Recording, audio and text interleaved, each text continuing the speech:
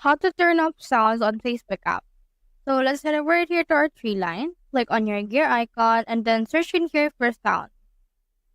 Let's search in here for that.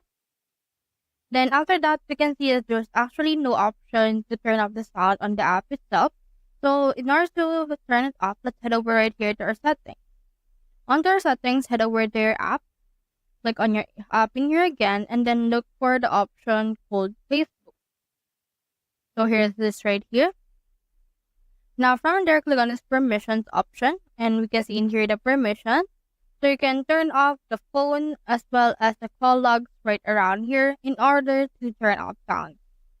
Alternatively, you can also just turn off notification.